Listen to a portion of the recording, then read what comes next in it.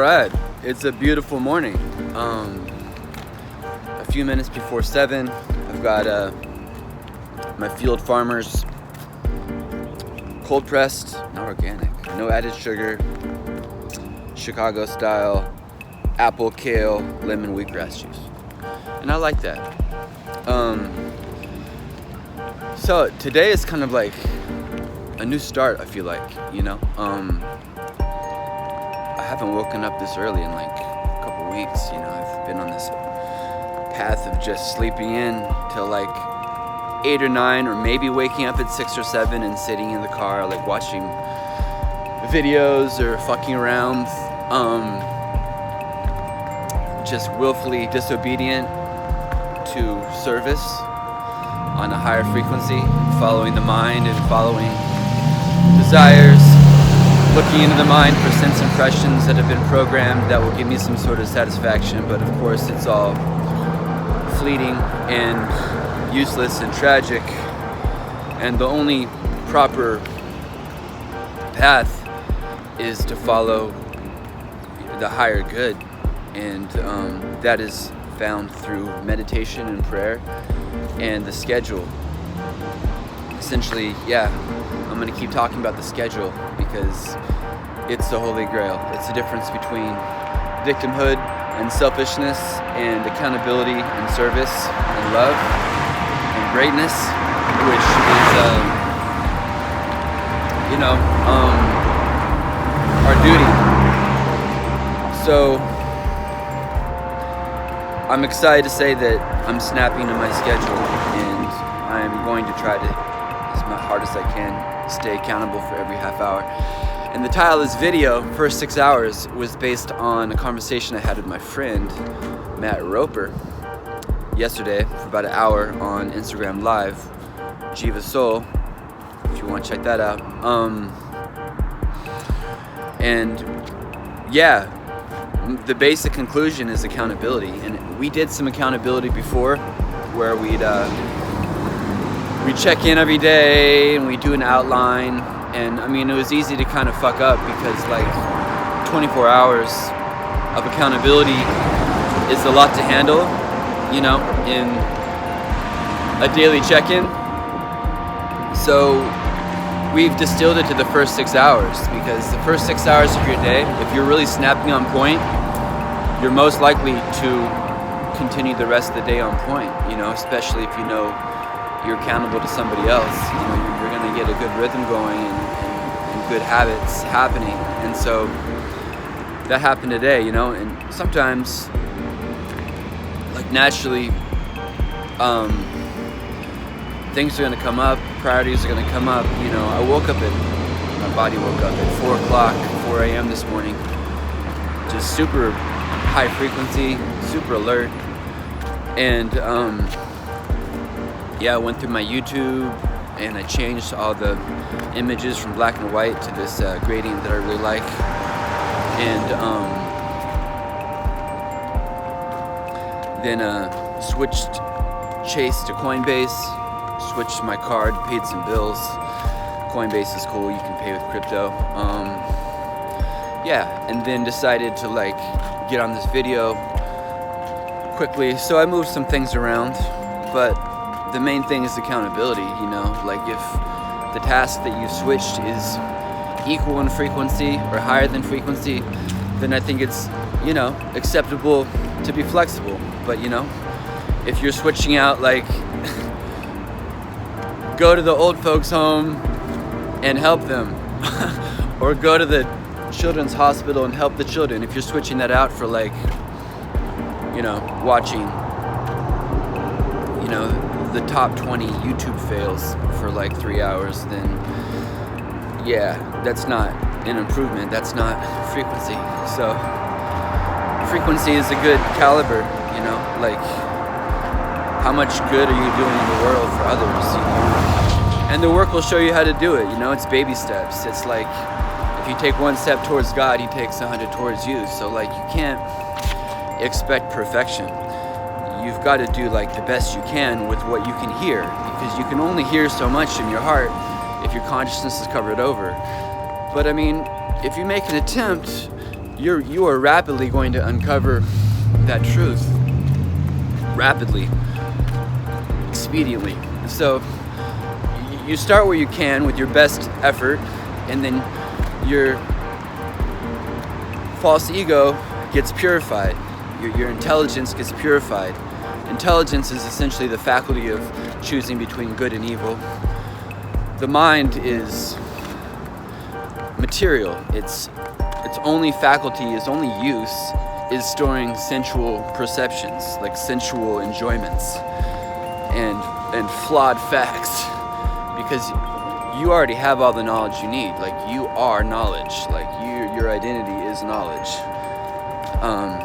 The other thing is false ego is, the mind is identifying as matter, subtle matter, and the body is identifying as gross matter. Oh, I love this song, it's so nice. So there you go. False ego, identify as matter.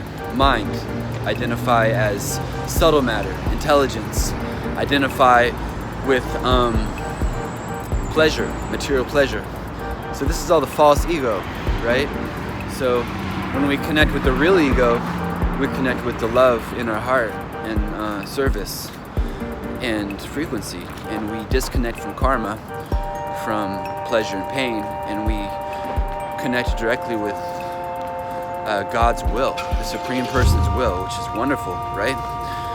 And so we're just dialed in. So we're not thinking about ourselves at all. Like, all of our joy is in connection with serving this person and loving this person. And then, as Christ says in the Bible, when you perfect this love of God, then you simultaneously perfect love for everyone. But the opposite is not true. You cannot actually love anyone until you love the Supreme Person, because you will be fearful of death, you will identify as a body, and you're essentially engaging in a business relationship, identifying this person as a body and calculating how much joy you can get temporarily out of their body, mind. So that's really not the play. Middle of a construction site. Hey, what's up, man? Good morning, bro. People coming to work. Love it. Where are we at? 7 minutes? Oh, we're on time. I'm trying to keep these to like 10-ish minutes. So, the first 6 hours, if you're having a trouble, with scheduling or with habits, I would say the first 6 hours is a good place to start, and if it's difficult for you to do on your own, you can set alarms on your calendar, on your phone, to go off every 15 minutes. Like I've said before, I've got a literal buzzer on my wrist that goes off every half hour for the first 6 hours. So you do what you got to do, And I've got my friend Matt, who I'm accountable for at noon. So if you don't want to do the buzzer, if you don't want to do the alarm clock, get a buddy and check in at noon and be like, yo, like, how did the first 6 hours go? And what's cool about that is you've basically got 6 slots to refine, Like, okay, well, more or less you had 6 things to do. Like, what did you not do? And then you can really refine why you want to do that and why you didn't do that. Yeah, can you hear it?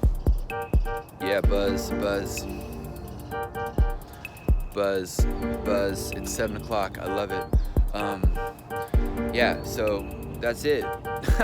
Wrap up time for the video. It's 7 o'clock. Time to go work out a little bit and then do some meditation. And then, go about the rest of my tasks, work on this mural. So the first 6 hours. Okay. Time to drink some juice. I've been on this,